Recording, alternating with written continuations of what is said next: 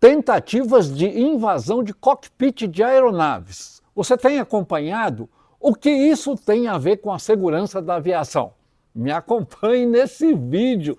Nós vamos explicar essa conexão. Quais são os protocolos a serem seguidos pelas tripulações, né? A tripulação de cabine e a tripulação dos pilotos que estão ali no cockpit, né? E como que isso ocorre em relação aos órgãos de tráfego aéreo, é muito legal esse vídeo.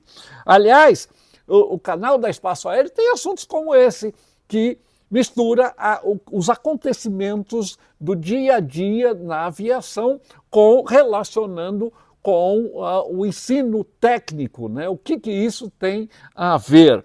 Nesse canal, então, se você gosta desse assunto, já aproveita, segue a gente e ativa o sininho para notificações.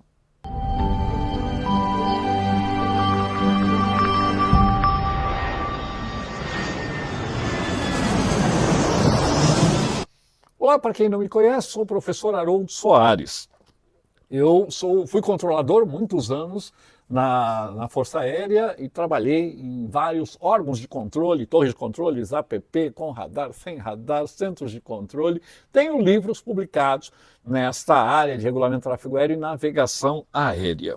Pois é, você tem visto aí vários casos de tentativa de invasão do cockpit da aeronave. Lógico que isso tem acontecido nas últimas semanas, né? Nós tivemos aquele caso foi dia 24 de fevereiro, um indivíduo trajado, né, como piloto da Gol, tinha crachá e tudo, ele tenta entrar no cockpit da aeronave, a tripulação da aeronave da Azul atenta, desconfiaram, enfim, ele não conseguiu ingressar, né? Lógico, não sabemos qual a intenção, se era só querer, né, dar um golpe ali e tal para viajar no cockpit, né? E por que, afinal, o cockpit tem toda essa restrição, né? Bom, teve outro caso depois, dia 24 de abril. Né? Dia 24 de abril, uma passagem, acho que acompanharam isso pela internet, né? Viralizou esse vídeo. Uma senhora da primeira classe ali, né, no American Airlines, um avião que ia para Nova York, estava atrasado por algum motivo, enfim, não importa, e ela ficou indignada e quer respostas do comandante, né? E nisso ela então aproveita o momento ali que estava havendo uma transição, né? Porque a cabine, o cockpit, ele é blindado, né? Tem inclusive uma palavra código para acessar durante o voo, acessar o cockpit, e ela aproveita ali, no momento que o comandante está saindo, entrando ali, a aeronave ainda estava no solo, e ela tenta, então, falar lá com o comandante se irrita, a tripulação já chega, ela acaba caindo no chão, um outro passageiro fica irritado, enfim. Parece que é um exagero, né? Ela só queria saber por que o avião estava atrasado, né? E deu aquela confusão toda, etc. E isso é um risco para a aviação, sim ou não? Na verdade, é. Bom, nós temos, e aí a gente tem que voltar um pouco na história, né? Para ver como que começa tudo isso. Não sei se você sabe, né, essa questão de sequestro de aeronaves, invasão de cabine, né, isto começa ali, principalmente para voos comerciais, na década de 70. Tem alguns casos assim incríveis na década de 70, né? E tudo com a Lufthansa, né? Naquele período que havia atentados, aquelas coisas todas, né? Na década de 70, em 1972, teve um Boeing 727 da Lufthansa, o voo 615, né? Eles sequestram essa aeronave. Depois nós temos também o 649, em 22 de fevereiro, que é um Boeing 747, e tem um caso fantástico que é um Boeing 737, também da Lufthansa, né? Do 737-200, o voo LH181, em 13 de outubro, isso já em 1977, que ia de Palma de Maiorca, na Espanha, para Frankfurt. Esse sequestro foi fantástico porque ele se inicia e essa aeronave fica vagando entre a Europa e o Oriente Médio, enfim, o pessoal, né, membros da Frente Popular para a Libertação da Palestina, 4 elementos fazem o sequestro dessa aeronave aí, né? Então, por esses episódios, né, o que aconteceu? É evidente, houve a necessidade de medidas para reforçar a segurança e proteção da tripulação ali no cockpit. Então, esse acesso ao cockpit foi bem mais restrito. Como eu disse, hoje a aeronave em voo tem um código para a tripulação, só a tripulação que sabe para entrar, para que não ocorra nenhuma invasão de sequestrador. É uma porta totalmente blindada e tal, né? Bom, quem lembra, isto acontece, se tornou mais rigoroso quando houve o episódio de Torres Gêmeas. Isso acontece lá em 2001, né? 11 de setembro, todo mundo sabe dessa história, e a partir daí, então, você começa com cabines blindadas para evitar isso.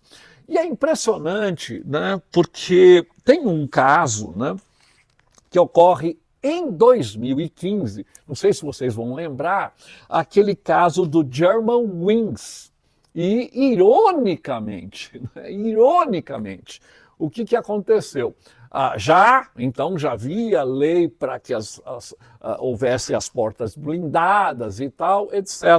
E esse caso do Germanwings, no voo 9525, isso acontece em 24 de maio de 2015, o comandante sai da cabine, né? Tá lá copiloto, o comandante precisa fazer suas necessidades fisiológicas, abre a porta e é fechada essa porta tem uma trava interna, ela não pode ser aberta por fora, ela só é aberta por dentro, né? Uma porta bem reforçada e tal. Bom, o comandante sai, fica o copiloto, e ele foi. E quando ele tenta voltar, o que acontece? O copiloto não abre. E a partir daí, esse copiloto, o Andreas Lubitz, ele joga essa aeronave com 150 passageiros nos Alpes franceses. Isso foi um atentado, isso não foi um acidente. Ele simplesmente quis se matar e levou toda uma aeronave para se chocar propositalmente nos Alpes suíços. Essa é uma história terrível, né? E que acontece justamente por causa da blindagem da porta, né?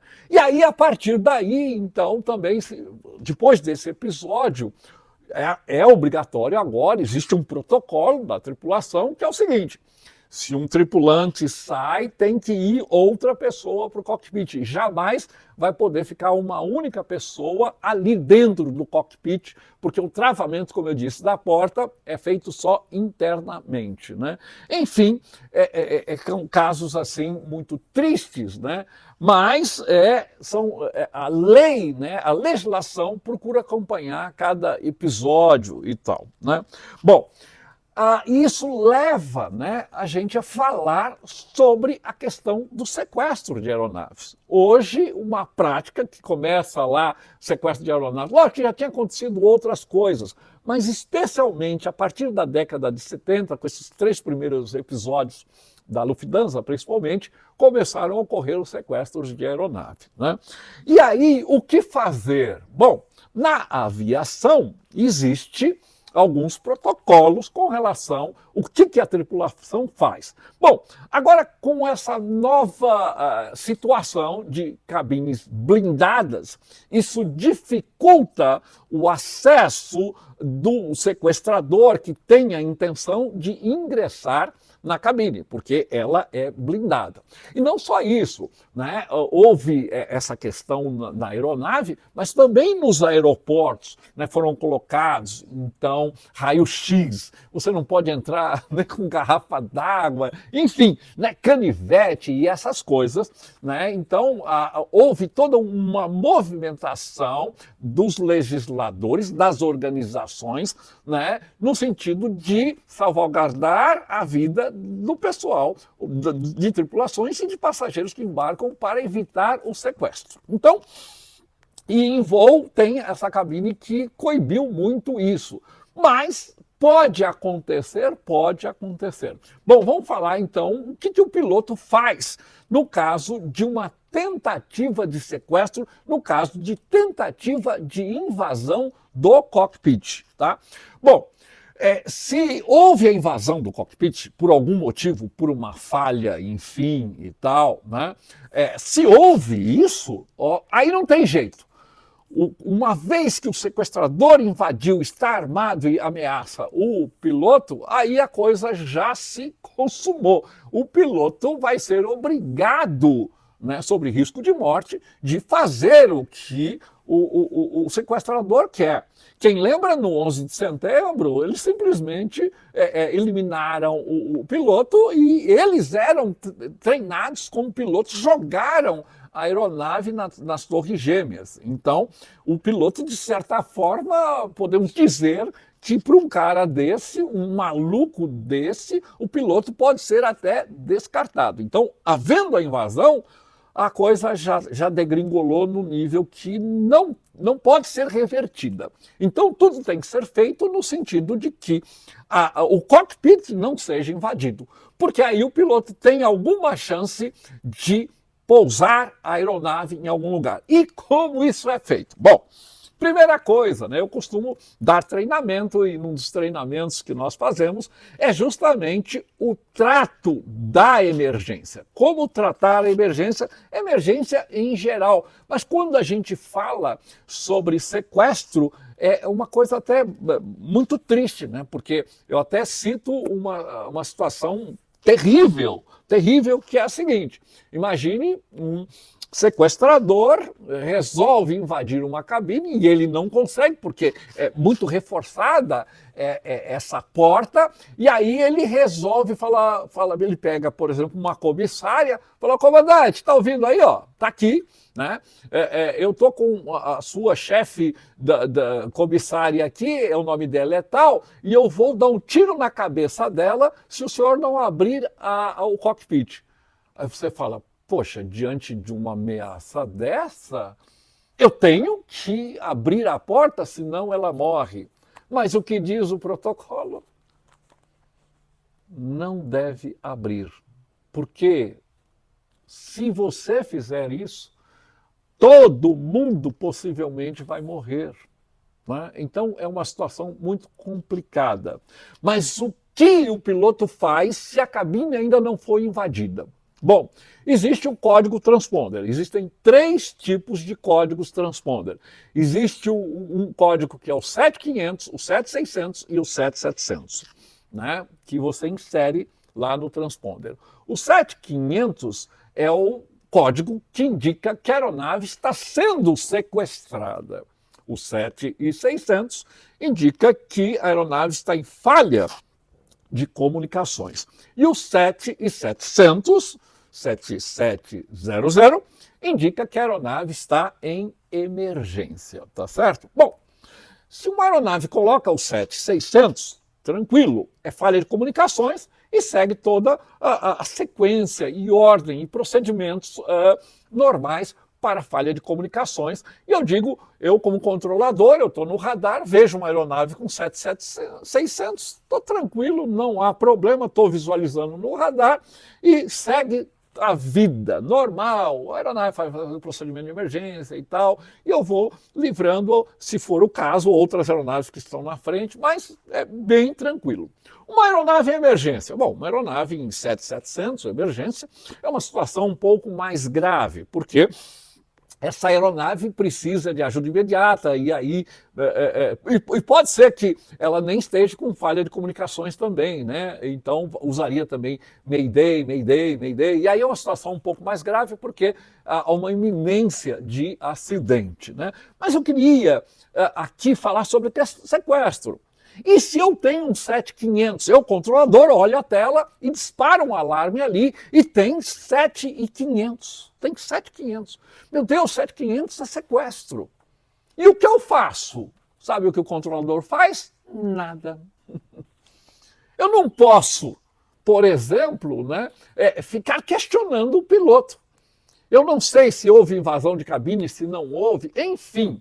Eu vou procurar atender o piloto em tudo que ele quiser, porque a aeronave está sendo sequestrada. Houve invasão de cabine? Não houve, eu não sei. E aí, a não ser que, lógico, evidentemente, o piloto fale, nós estamos sendo sequestrados, aqui tem um sequestrador que está tentando invadir a cabine e tal. Se isso ficar claro, ok, eu começo a estabelecer uma comunicação com ele. Mas se ele não fala nada, eu vejo 7500, eu vou atender a todas as solicitações dele, vai desviar da rota e tal. É lógico que eu informarei as autoridades, a Defesa Aérea é informada, Polícia Federal, então uma série de ações são tomadas. Você fala, será que um avião sendo sequestrado pode ser interceptado por um caça? Pode, até pode também. Mas veja, é uma situação bastante complexa, bastante complexa. Bom, por um lado, então, o piloto, ele coloca 7500, a cabine ainda não foi invadida, tá? O que ele tem que fazer? Imediatamente, ele tem que prosseguir para pouso. Imediatamente, ele tem até que mergulhar. E quando eu coloco um 7500, eu posso esperar tudo dessa aeronave. Inclusive o controlador tem que liberar a área. Se tiver em rota, o cara tem que sair uns 45 graus e correr e informar que está prosseguindo para um aeroporto. Ele tem que pousar imediatamente, né? Ok? Com 7500, então basicamente é isso o que acontece. O piloto deve prosseguir para pouso. Uma aeronave que está em 7500, ela tem prioridade total, é evidente para pouso. Aí você fala, e aí o piloto pousa e prossegue para o pátio de estacionamento? Não, ela é orientada a ir para uma área, né, que todo aeroporto tem, não sei se vocês sabiam disso, todo aeroporto tem uma área específica para estas situações, porque essa aeronave poderá explodir, poderão detonar uma bomba ou alguma coisa do gênero, enfim, existem no planejamento de emergência, né, tem uma área específica em todo aeroporto para levar as aeronaves para aquele lugar em casos assim, né? Por exemplo, alguém fica pensando, mas em Congonhas onde é? Poxa, Congonhas tem um monte de prédio em volta e tal. Pois é, em Congonhas, como eu trabalhei lá, eu sei disso, é colocado na pista auxiliar essa aeronave. Você interrompe as operações e deixa a aeronave lá na pista auxiliar. E uma situação como essa, de um 7500, seja ele real ou não, já aconteceu coisas que o piloto aciona 7600 e não era isso, ele tinha se confundido com o transponder, e aí encerra encerra essa operação de sequestro quando todos os passageiros estão desembarcados, né? E é lógico, o aeroporto que receber uma aeronave que está sob sequestro ou suspeita de sequestro, evidentemente será acionado Polícia Federal e tal. O controlador leva essa aeronave para esse lugar que eu falei, que é estabelecido para esses casos. Enfim, existem todas essas ações em caso de sequestro, tá certo? Então é realmente muito importante, né, saber disso, né? O piloto, ele, especialmente como eu contei naquele episódio, né, imagine, né, se um sequestrador ameaça matar e efetivamente mata os seus tripulantes e tal, e é uma situação muito dura. Então, para quem não é piloto e tal, fala, poxa, mas isso é muito cruel. sim, infelizmente é muito cruel, mas são protocolos que precisam ser seguidos. Então veja, a invasão de cabine, como nesses episódios que nós falamos no início desse vídeo, tem e precisa existir esse rigor, porque não se sabe a intenção de um cara que pretende invadir o cockpit de uma aeronave. Todo mundo sabe que hoje é uma área absolutamente restrita. Restrita a quem? Especificamente aos tripulantes. Antigamente, né, quando nada disso existia, existiam visitas dos passageiros no cockpit e tal, mas lamentavelmente nós vivemos num mundo bem diferente hoje. Então, essas medidas de segurança são muito importantes. Haja visto os relatos que nós fizemos ainda aqui nesse vídeo de acontecimentos lamentáveis que levaram à morte centenas e centenas de pessoas. Então é importante, precisa agir com rigor? Sim, precisa agir com rigor. Tá bom? Então, você gostou desse vídeo? O que você acha? Que esse protocolo, essas exigências são rígidas demais? Será que não precisaria tanto disso? Aquelas atitudes que a tripulação toma, você acha muito exigente? O que você acha? Eu gostaria de saber a sua opinião. Aliás, nós estaremos comentando esses vídeos e tem outros também lá na comunidade Espaço Aéreo. O que é a comunidade Espaço Aéreo? A comunidade Espaço Aéreo é uma comunidade que reúne quem?